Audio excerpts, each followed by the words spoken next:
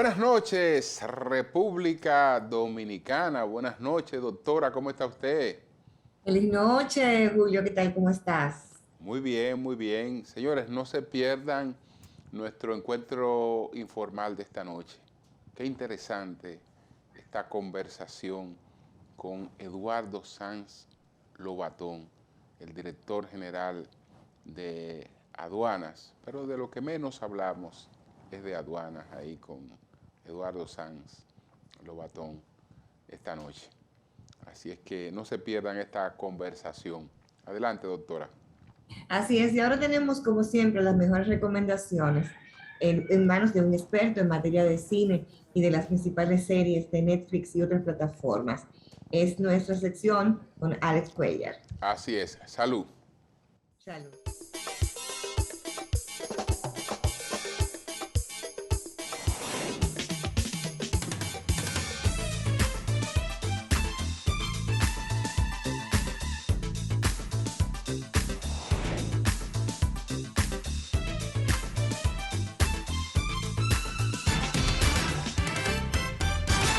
Bienvenido a Hollywood detrás de cámaras. Hay excelente entretenimiento, dos muy buenas películas de la pantalla gigante y una de Disney Plus estupendo. Gracias por acompañarme. Vamos con la primera recomendación que es muy buena. Hace poco me invitaron a la premiere y es una de las mejores películas en los últimos años.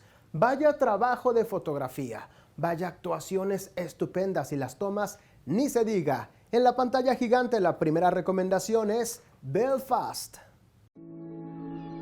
Todos tenemos nuestra propia historia, pero lo que hace que cada una sea diferente no es cómo terminan, sino el lugar. Este film nos traslada hasta 1969 y nos presenta a Buddy, un niño de clase obrera del norte de Belfast que se siente feliz, amado y seguro. Su mundo es todo vida y diversión en las calles de una comunidad que permanece unida. Una comunidad donde todos sus familiares viven en la misma calle y donde es imposible perderse, porque todo el mundo en Belfast se conoce. Pero cuando los años 60 tocan su fin, un caluroso mes de agosto convierte los sueños de infancia de Buddy en una pesadilla. El descontento social, acumulado de pronto, estalla en la propia calle de Buddy y la situación se intensifica rápidamente. Primero un ataque enmascarado, luego disturbios y por último, un conflicto que se extiende por toda la ciudad, avivando las llamas más allá de la capital. Dirigida por Kenneth Branagh, Belfast, en los cines del país. Podemos darles las oportunidades que nosotros no tuvimos.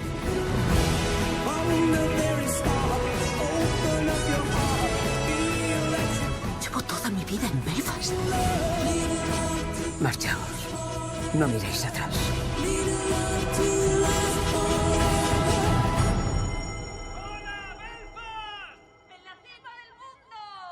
Es una película de culto, pero para nada aburrida, muy entretenida, te la vas a pasar muy bien viéndola. Ahora doble tanda en el cine. Una sí, totalmente diferente, de acción, de mucho suspenso con viejos conocidos. Está de estreno y no te la puedes perder para que hagas doble tanda en el cine, así que en la pantalla gigante tenemos Ambulancia.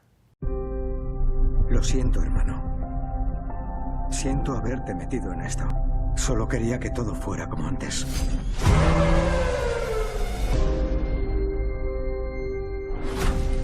Ese es mi hermano Will. Necesito ayuda. Mi mujer tiene que operarse. El veterano condecorado, Will Sharp, se encuentra desesperado por conseguir dinero para pagar las facturas médicas de su esposa, por lo que termina solicitando ayuda a la única persona que podría encontrar una solución práctica, su hermano adoptivo, Danny.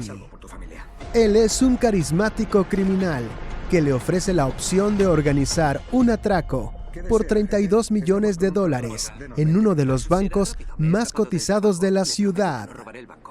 Pero cuando la huida sale terriblemente mal, los hermanos terminan secuestrando una ambulancia con un policía herido, aferrado a la vida y con la técnico en urgencias a bordo. Dirigida por Michael Bay, Ambulancia. de estreno en los cines. ¡Vamos, vamos, vamos! Bloqueadlo todo. Que no salga nadie.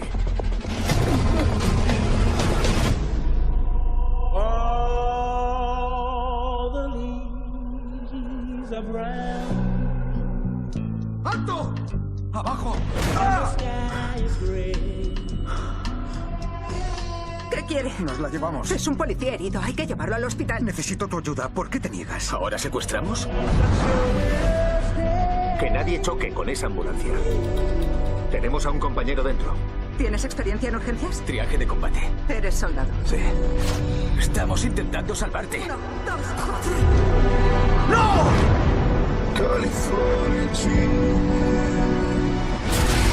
¡Ay! ¡Ni te muevas! Te crees muy duro con esa arma. No, Dani, tranquilo. Tengo que volver con mi mujer y mi hijo. Ella sabe que robas bancos. No somos los malos. Solo intentamos llegar a casa. ¡No vamos a salir de esta sin consecuencias! Dani, todos sabemos lo peligroso que eres. ¿Ah, sí? ¡Saque sus helicópteros de aquí ahora mismo! Te voy a llevar a casa, hermanito. Saldremos de esta. Cuánta acción en un solo film, mucho suspenso y muy buenas tomas. Dejamos el cine a un lado para ver otra película desde la comodidad de la casa, desde cualquier dispositivo. Y hablando de películas de culto, esta también es muy buena. Tiene un excelente elenco, fue un éxito en sus tiempos y ahora ya la puedes ver en Disney Plus, Talentos Ocultos.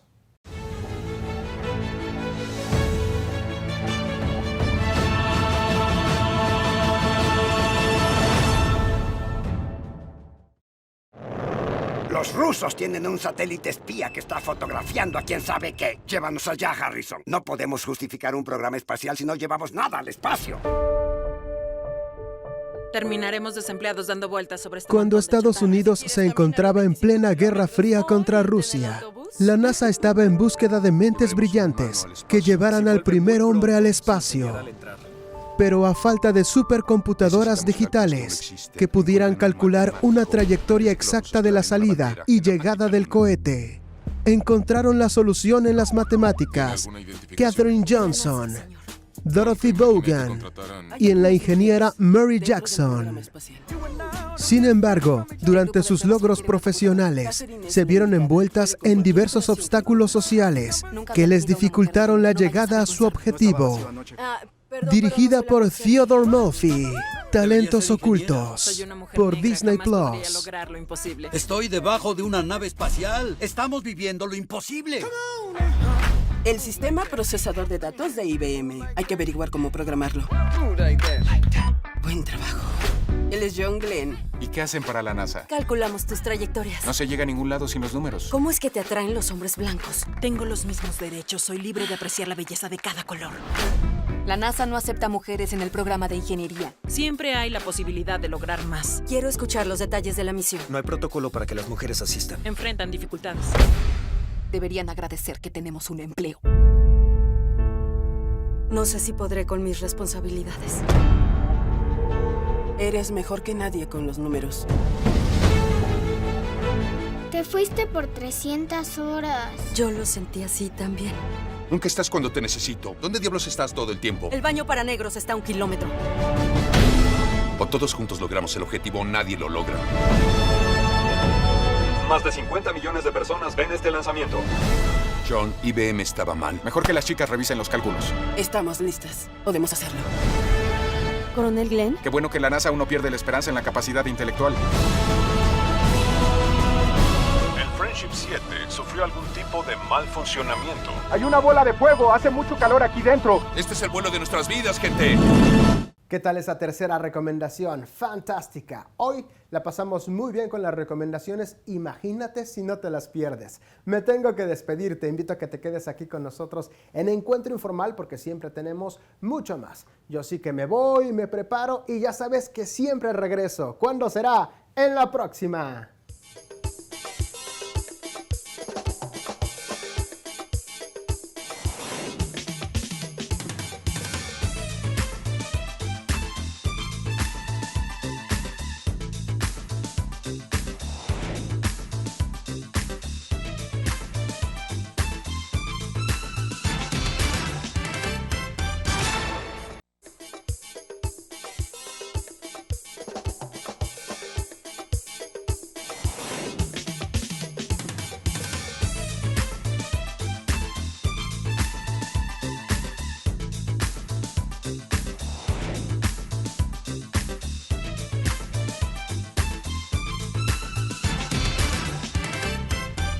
Bueno, señores, ahora sí presentamos el encuentro informal del día de hoy con Eduardo Sanz Lobatón.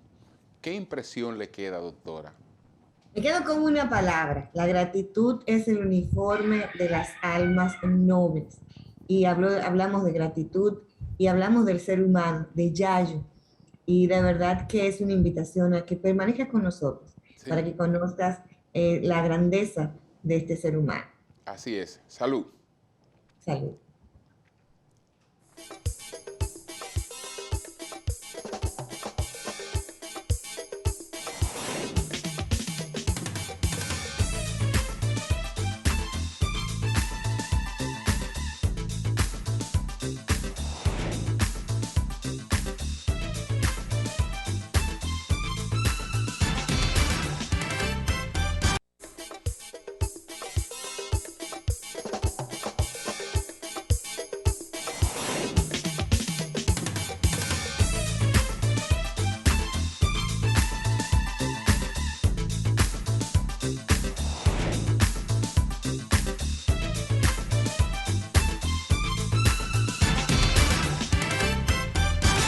Bien, señores, tal y como anunciamos, en este encuentro informal tenemos el privilegio de compartir con un gran amigo, Eduardo Sanz Lobatón, conocido antes, se le apodaba Yayo, pero ya eso de ir a la Dirección General de Aduana, doctora, decir que usted quiere ver a Yayo, está fuerte, ¿no? No, pero eso así es que me llama todo el mundo y yo no permito que me llamen de otra manera. Yayo. ¿De dónde surge? ¿De dónde surge Yayo?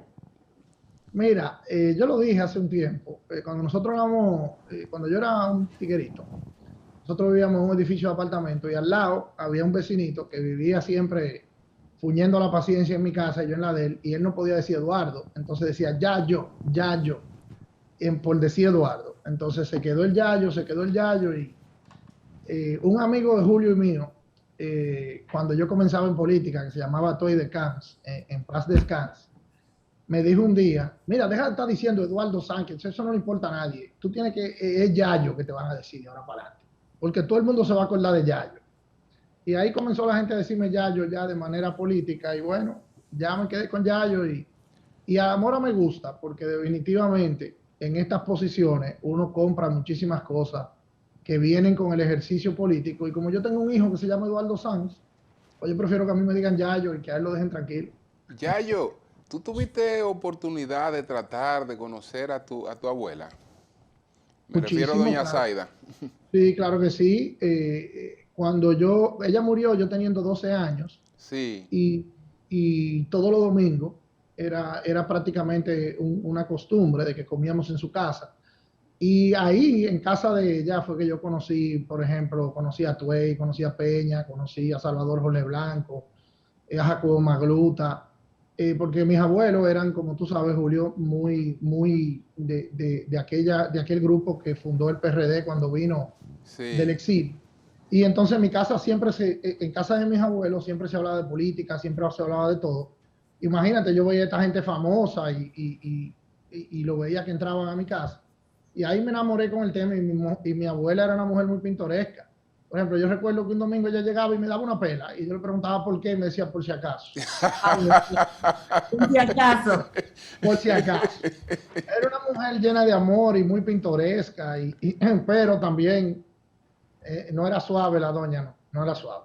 ¿Qué sientes? Y quiero irme al ser humano, al nieto, cuando escuchas muchas personas, incluso de una generación que no llegaron a tratar ni a conocer a doña Zaida, pero dicen, aquí hace falta una Zaida Lobatón. Aquí hace falta una Zaida Lobatón para que arregle este tema de las letras indecentes, del mal hablar, del irrespeto en los medios de comunicación. Bueno, definitivamente la historia familiar me llena de orgullo, de deseo de honrar, de cumplir.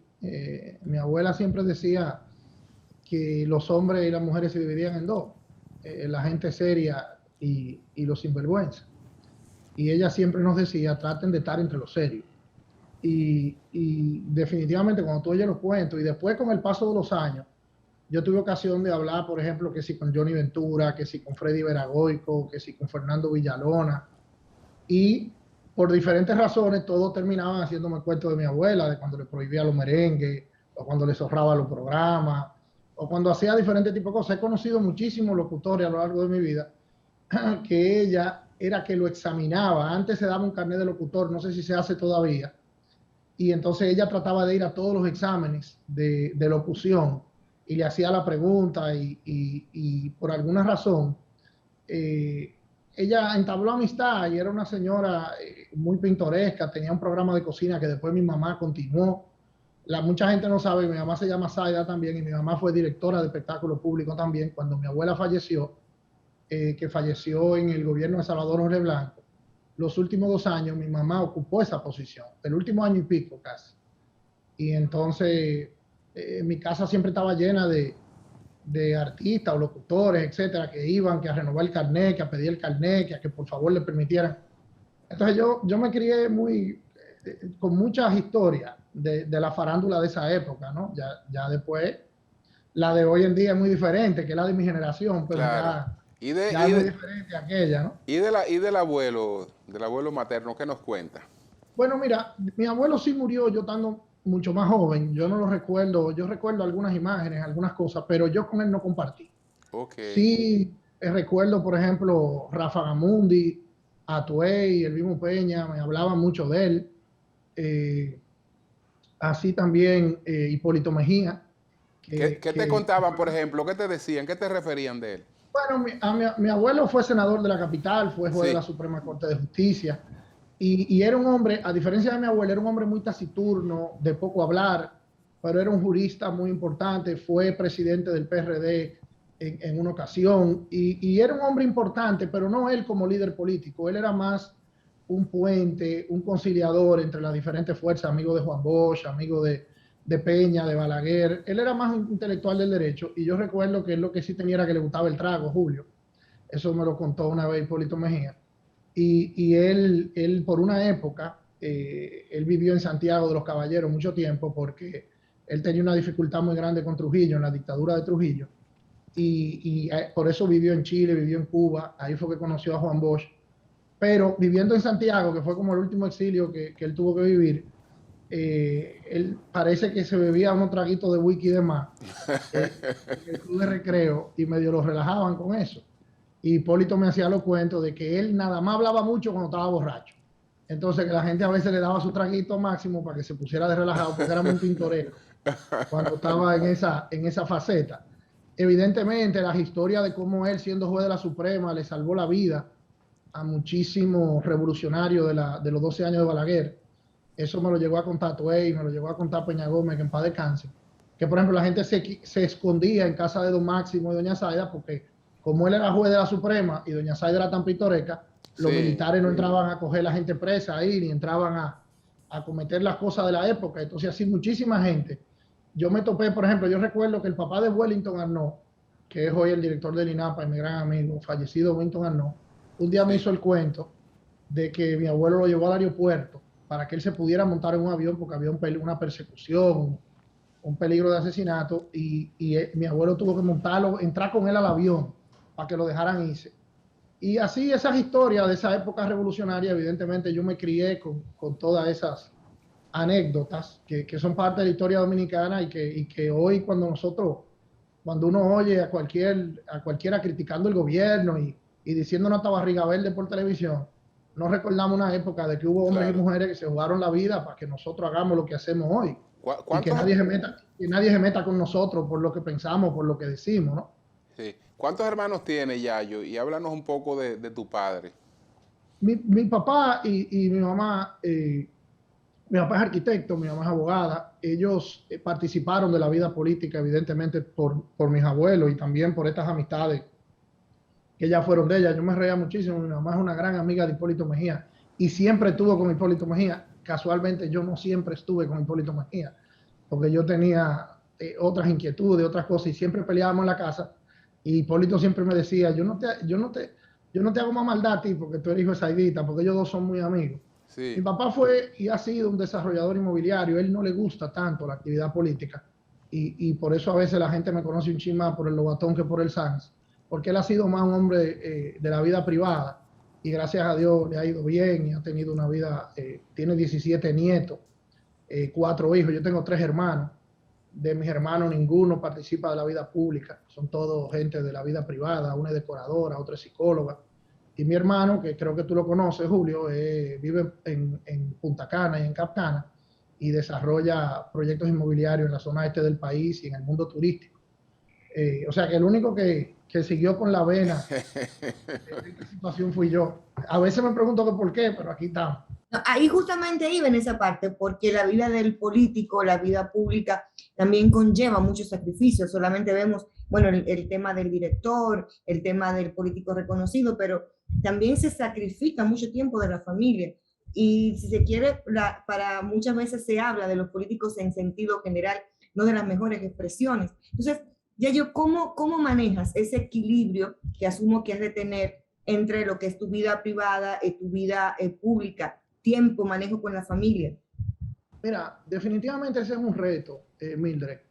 Y yo lo he tratado de manejar así. A veces los asesores y a veces la gente te dice que no, pero yo trato de mantener mi vida privada fuera de mi vida pública. Porque, por ejemplo, yo tengo un hijo de 18 años, tengo una hija de 17, que ya están en redes sociales, que ya van ahora para la universidad. Entonces, aquí cualquiera le falta el respeto a uno. Gracias a Dios, yo no he tenido grandes quejas todavía. Yo me llevo bien, trato de llevarme bien con todos los sectores. Yo tengo grandes amigos en todos los partidos políticos y en los medios de comunicaciones. Por ejemplo, Julio y yo somos amigos ya hace más de 20 años. Y tú también, Mildred.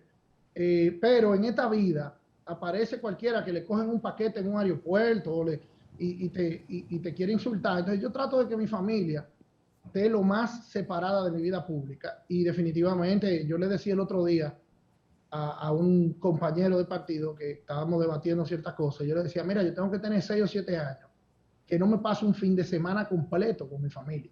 O sea, así como la gente se va de viernes a domingo, o se va en Semana Santa de miércoles a domingo. O sea, desde que nosotros comenzamos con la fundación del PRM, que nos dividimos en el PRD, todos los fines de semana, quizá no todos, pero la gran mayoría, era que había que inaugurar un local, que había que acompañar a Luis a tal sitio, había que acompañar a Hipólito a tal cosa, que había que hacer una reunión, una asamblea, que había que ir a Nueva York a ver las seccionales, que había que... Entonces, la vida política te convoca mucho y te aleja de tu familia, y con eso hay que tener muchísimo cuidado. Yo he tenido suerte de tener el apoyo de mi familia, y hasta ahora he podido conservar algunas reglas que me permiten convivir, pero definitivamente el principal reto que tiene la actividad política es que no te pierdas en ese ejercicio de las cosas importantes de la vida, porque la política no tiene hora. O sea, si tú trabajas en un banco, si tú trabajas en una industria, si tú trabajas en una zona franca, a las 6 de la tarde se acabó tu día. Pero cuando tú estás en la actividad política y más en el servicio público, yo soy director de aduana de 8 de la mañana a 6, 7 de la noche, pero de las 7 de la noche en adelante soy el secretario de Finanzas del PRM, y eso no para, porque hay un compañero que tuvo un accidente, Dios no lo quiera, en una carretera, y entonces hay que ver cómo lo ingresan al hospital, y entonces no tiene seguro médico, entonces tú tienes que... Y cuando tú vienes a ver, te dan las 11 de la noche, tú trabajando, algo que me pasó la semana pasada, por ejemplo. Y si tú quieres darle servicio a la gente, y más ahora con este jefe de orquesta que tengo yo, que a veces a las 1 y a las 2 de la mañana está trabajando, claro, y te puede poner un chat a esa hora y te hace una pregunta. O sea que hay que conservar los momentos para tú hacer tu vida privada, pero, y nada, lo que hay que pedirle mucho a Papá Dios, que nos ayude y ver de qué manera entramos y hacemos esto sin perder lo realmente importante de la vida. Eduardo, hablemos de tus vínculos con el presidente Abinader. ¿Desde cuándo estás al lado del presidente Abinader? ¿Por qué decides realmente entre varios aspirantes apoyar al presidente Abinader hasta que llegara a ser presidente? Mira, tú sabes que eso es curioso. Yo soy amigo del hoy presidente hace muchísimos años, hace más de 20 años. Yo conocí a su papá por esta historia familiar que te digo, y me hice amigo de él por Raquel Arbaje, porque Raquel Arbaje fue a una convención del PRD en el 2001, 2002, y ella era delegada del doctor Abinader y yo era delegado de Atuey, que era el presidente del partido, y compartimos en la misma mesa, y ese día nos hicimos amigos. Y a través de ella comencé a conocer a Luis, a quien ya conocía por el papá, pero no nos habíamos hecho amigos. Y Luis me dice, como en el 2007, 2008, que va a aspirar a la presidencia. Yo recuerdo que le dije, ¿pero a la presidencia de qué? ¿Qué es lo que te pasa a ti? Y hasta medio me burlé del tema, pero ya éramos amigos. Y comenzamos una colaboración donde yo no entendía que su proyecto iba a tener éxito inmediato, pero era un tipo serio, que había trabajado, era una persona con idea muy clara, un muchacho muy joven en esa época. Y yo dije, mira, aunque yo no creo que tú vas para ningún sitio, hay que ayudarte, porque el país necesita nuevas ofertas. Y yo no era de su proyecto, pero de algún modo lo ayudaba. Cuando yo me vinculo ya directamente con él es cuando se arma la división Hipólito Miguel Vargas, que yo entendía que él debía, yo fui a hablar con él y le pedí que apoyara a Miguel, porque yo entendía que con Miguel podíamos ganar las elecciones del 12 y con Hipólito se nos iba a hacer muy difícil. Y Luis me dio unos razonamientos de por qué él iba a apoyar a Hipólito, que de algún modo me convencieron de que él tenía una madera muy diferente en política, que tenía una serie de principios, una serie de cosas. Y entonces ahí nos vinculamos aún más, y después de que él fue candidato a vicepresidencial, yo con Hipólito en el 12, yo viajé a algunos sitios con él, y ya ahí seguí con él, y la verdad es que ha demostrado ser amigo de sus amigos, pero también ha demostrado ser un tipo que cuando tiene que decirte que el pan es pan y el vino es vino, lo dice. Y yo he visto madurar muchísimo en aquel Luis que yo comencé a ver cuando aspiró a senador por la provincia de Santo Domingo, que no pudo serlo, al Luis de hoy. Y definitivamente es un tipo que se ha preparado, que ha madurado en el arte de la política. Y nos hemos hecho grandes amigos, y ahora en esta función, el presidente, yo director de aduana, la amistad está un poco guardada, porque ya hay una jerarquía, ¿no? Hay una responsabilidad de Estado. Pero definitivamente es una persona que yo creo que es un lujo para este país, que está tratando de hacer un trabajo con nobleza, con humildad. Yo siento que los problemas de la gente le duele. Una persona que quizás no tiene necesidades de otro tipo, y sin embargo sacrificando el tiempo de su familia, de lo que pudo haber sido el desarrollo en las empresas de su familia, y el tipo, si abre los ojos, está trabajando. Yo te digo que con la misma Raquel Arbaje, yo he tenido la conversación, y con sus hermanos, de lo difícil que tiene que ser para ellos, porque la verdad es que este hombre trabaja en todo momento, y eso te compromete, ¿no? Tú dices, bueno, si él puede, ¿por qué no puedo yo? Y de esa manera tú vas sumando en este proyecto de cambio, que es bien difícil. Pero hasta ahora yo creo que vamos muy bien y que terminaremos yendo mejor. Bueno, vamos a una pausa. Sí, Cuando retornemos, tengo una pregunta para Eduardo Sanz de Batón Yayo. Al regreso, salud.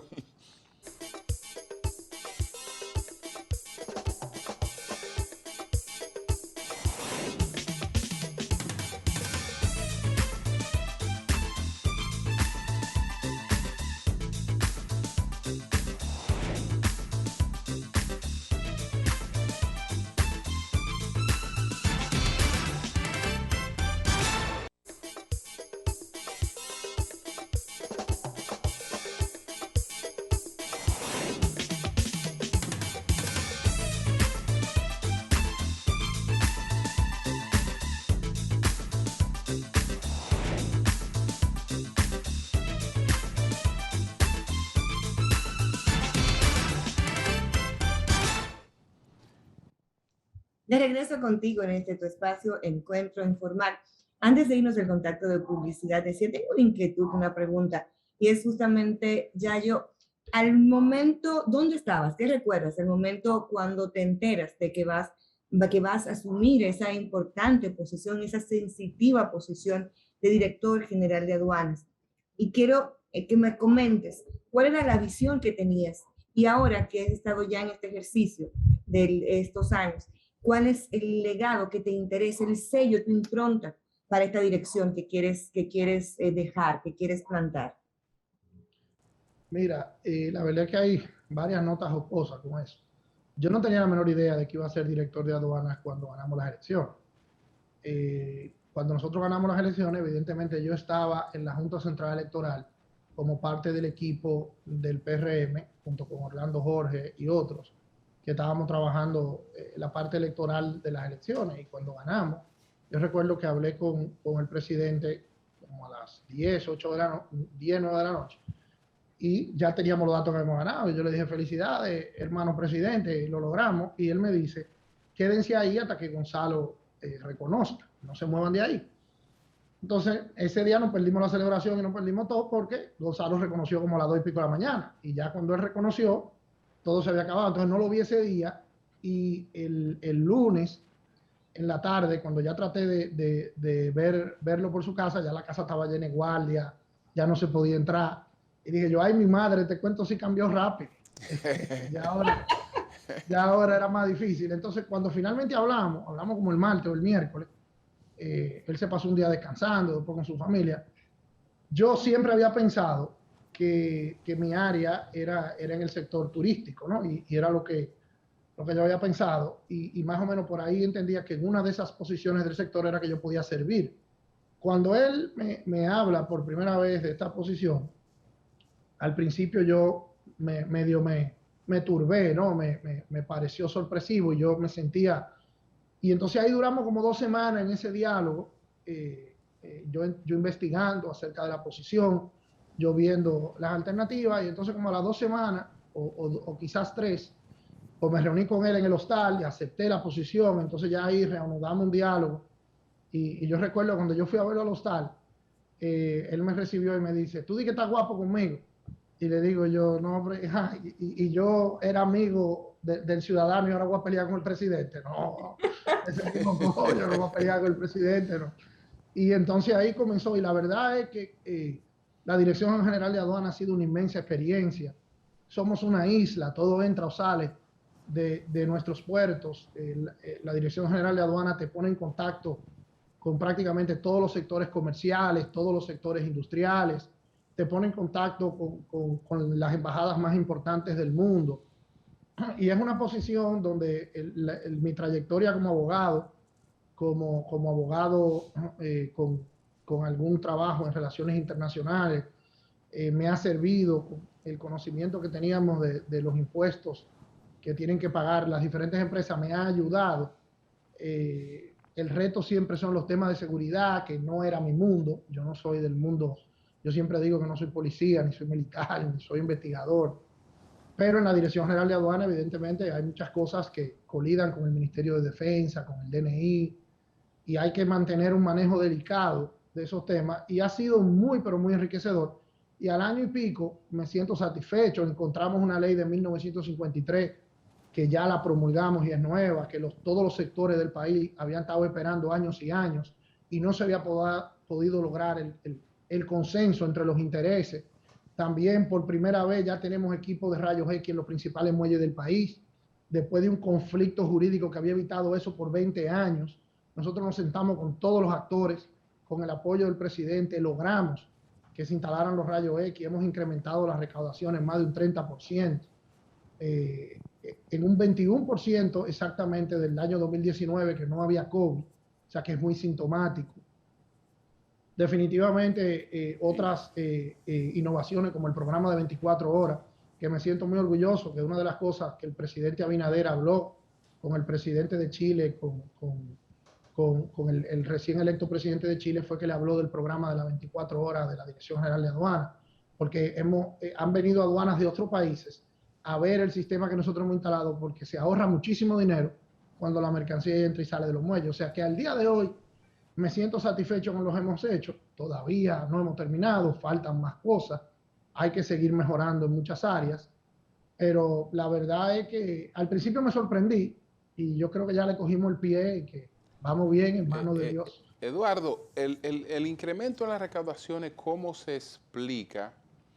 Si estamos hablando de crisis en la cadena de suministro, primero creada por el COVID, ahora más recientemente por esta guerra, y entonces si un importador traía mercancía con pedidos que hacía 6 veces al año, me imagino que por la crisis se ha limitado a hacerlo 3 o 4, porque sus suplidores no tienen, digamos, los productos que él está solicitando en el tiempo que él lo requiere. Entonces, ¿cómo se ha logrado incrementar las recaudaciones en medio de esa situación? Mira, Julio, lo primero que sucede es que cuando tú agilizas el proceso, la mercancía sale más rápida y entonces se procesa más mercancía. Cuando se procesa más mercancía, eso representa más ingresos fiscales. Lo segundo es que desde que nosotros llegamos al gobierno, la confianza que el gabinete económico que preside Luis Abinader ha generado. El año pasado ingresaron más de $3.000 millones en inversión extranjera directa. Esa inversión extranjera, evidentemente, es mercancía, servicios que pasa por nuestras costas y que se le cobra impuestos. Entonces yo diría que el principal logro del incremento de recaudación es de Luis Abinader. El segundo logro yo creo que ha sido la rapidez, el programa de 24 horas combinado con el hecho de que a la economía crecer casi en un 12% genera una mayor actividad económica que a su vez genera más ingresos fiscales. Y bueno, lo último que te voy a decir es que definitivamente los programas que hemos implementado para generar más transparencia, para evitar el contrabando, ha generado evidentemente que se incremente la mercancía que se declara realmente y que se declara correctamente. Solamente en este fin de semana nosotros agarramos a través de los mecanismos de tecnología, porque las aduanas modernas tienen que quitar la discrecionalidad de la gente aduanal y pasar a lo que hacen los sistemas tecnológicos. Nosotros ahora en el fin de semana pasado se agarró un cargamento de casi 500 televisiones de alta gama, que cada televisión de esas son $1.500, $2.000 que no iban a pagar impuestos. Entonces, al hacerle el hallazgo, evidentemente se cobran las multas, se cobran el tema que tiene que ver con eso, y eso, cuando tú multiplicas eso de manera periódica, yo creo que la tecnología nos ha ayudado mucho, el crecimiento económico nos ha ayudado mucho, la confianza que los actores económicos tienen en Luis Abinader nos ha ayudado mucho, y la verdad es que no puedo dejar de mencionar a los hombres y mujeres de la Dirección General de Aduanas, que yo ahora le tengo un respeto. Yo siempre he respetado la carrera militar y la policial, porque creo que son gente que por muy poco que se les paga, sacrifican muchísimo. Pero ahora que soy director de aduanas y que he caminado tanto la frontera ya con ojos del oficial público, no del político, yo siempre digo que no hay cómo pagarles a los hombres y mujeres de uniforme en este país todo lo que hacen, porque definitivamente es asombroso lo que arriesgan, lo que ponen en juego, y a veces no reciben las felicitaciones que tienen que recibir, porque por una mala hoja se quiere desacreditar a todo el árbol, y eso es algo importantísimo. Qué grato escuchar eso de sus labios, de reconocer el trabajo de hombres y mujeres, generalmente que no es lo habitual en alguien de la posición que usted ostenta.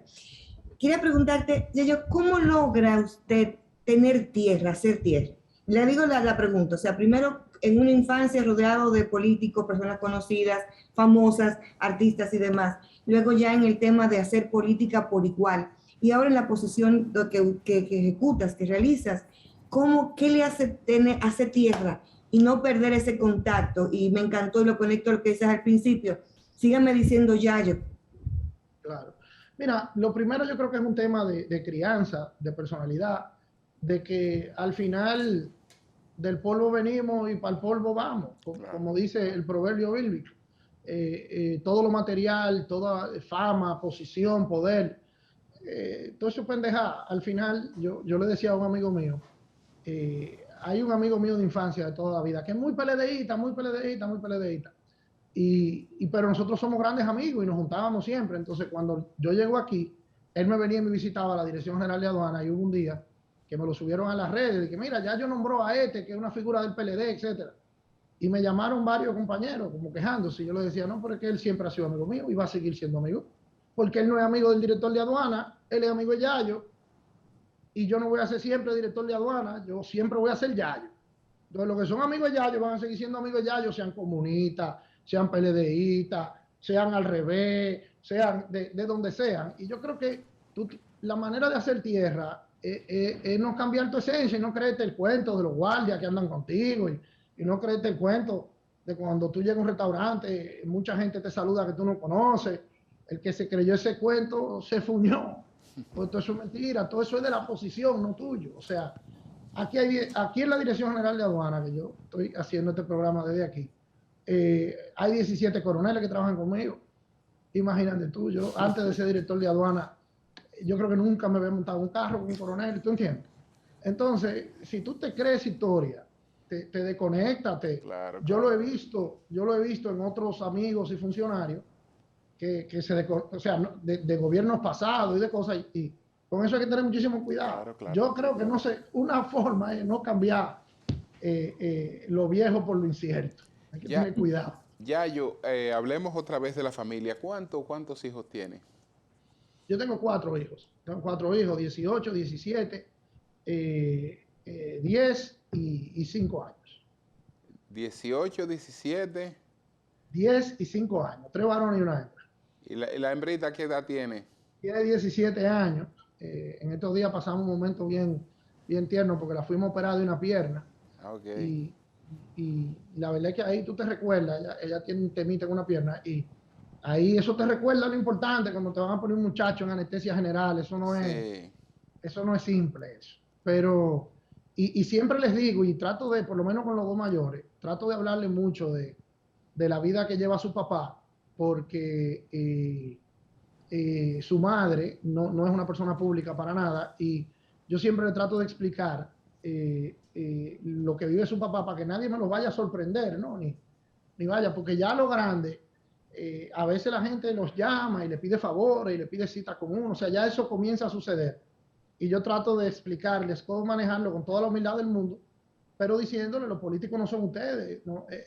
Ustedes si quieren hacer política algún día, pues deberán hacer esa opción y decidir ustedes involucrarse, pero no dejen que otros lo involucren, ¿no? Porque la verdad es que hay gente que son atrevidas, Julio, hay gente que le quiere llegar a uno de toda la manera posible. Así es. Y ya luego, brevemente, ya luego que termina, sé que el tiempo es breve, ya lo mencionabas con el tema de la familia y el trabajo, pero un tiempo para Yayo, generalmente, ¿qué haces? Bueno, a mí lo que más me gusta del mundo es leer, esa es mi gran pasión. Ahora por asunto de salud estoy tratando de hacer un chin de ejercicio, porque con todo el estrés, si uno no busca la manera de sudar, eso se acumula y hay que tener cuidado con eso. También me gusta compartir con mis amigos y no voy a negar que me bebo mi copita de vino, mi traguito de ron, fin de semana, en la tarde, porque también hay que botar el gol. ¿Puede compartirnos alguna de esas lecturas que tú entiendas que la gente debe aprovechar? Mira, yo siempre, cuando estimo mucho a un amigo o a una amiga, que le quiero regalar algo, yo le regalo el libro de Pablo Neruda que se llama Confieso que he vivido. Ese es un libro, inclusive cuando yo daba clase en la universidad, yo siempre hablaba de ese libro. La vida narrada por el mismo Pablo Neruda de cuando él vive en Europa y de cuando él camina por el mundo. Ese es un gran libro, definitivamente. 100 años de soledad de Gabriel García Márquez es otro libro que yo creo que todo latinoamericano debe leer. La Mañosa de Juan Bosch, yo creo que captura la dominicanidad de una manera muy específica. Y ya hay que siempre, ya después de que uno tenga esto, hay que tratar de mantenerse leyendo cosas del mundo de hoy, específicamente lo que somos de una generación emergente. Tenemos que estar al día con lo que sucede con Estados Unidos y China, con lo que sucede ahora con Rusia y Ucrania, porque el mundo en general afecta el mundo dominicano y eso no se puede perder de vista. Yo siempre trato de leer un libro que me entretenga, alguna novelita, a veces leo hasta novelitas de amor, libros de poesía, cualquier chercha. Inclusive recuerdo una vez que conversando con el presidente Fernández en una ocasión hace unos años, que es un lector muy importante también, y con el mismo Luis Abinader, que también es una persona. Yo siempre le pregunto cuando conozco gente que leen qué libro me recomienda. Y definitivamente hay un libro para los que nos gusta la política, que es un folletico como de 100 páginas, pero es bien cómico y es interesante, es El Político de Azorín, que siempre lo releo y lo vuelvo y lo leo y lo veo, porque definitivamente la actividad política se trata de tratar con gente. Claro. Y cada vez que uno se nutre de una experiencia de esa, pero yo leo para desconectarme. Eso te diría yo, que es mi principal actividad. Qué bueno. Yayo, gracias por apartar este momento para nosotros, que yo sé que ahí deben haber muchas personas que te están esperando para conversar contigo. Así es que gracias. Y lo hago porque siempre trato de repetirlo. Yo creo que la gratitud es el uniforme de las almas nobles. Gracias. Que cuando yo era un imberbe que comenzaba en esto, que nadie me daba entrevista, yo llamaba a Julio y Julio siempre me daba una entrevista. En tiempo de rotación, y yo iba y hablaba del PRD en esa época. Y si en aquella ocasión tú me dabas la oportunidad, ahora que yo soy director de aduana, ¿cómo voy yo a negarte a ti? Gracias. Cualquier entrevista que tú quieras hacer, ¿no? Yo creo que amor con amor se paga. Gracias, Yayo, gracias. Muchas gracias. Bueno, salud. A ustedes, un abrazo. Bien.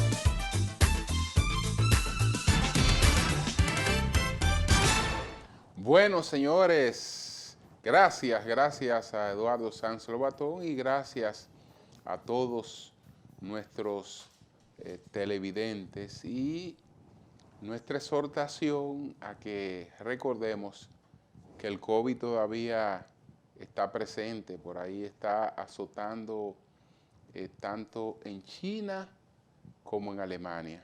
Si nos descuidamos, entonces puede pasar lo mismo. Y hay vacunas disponibles para todo el que quiera vacunarse. Y el que está vacunado, si le da el COVID, pues no tiene una catástrofe. Así es que esperamos que estas oportunidades se aprovechen. ¿No es así, doctora? Así es, a cuidarnos, es una responsabilidad personal. Bueno, salud.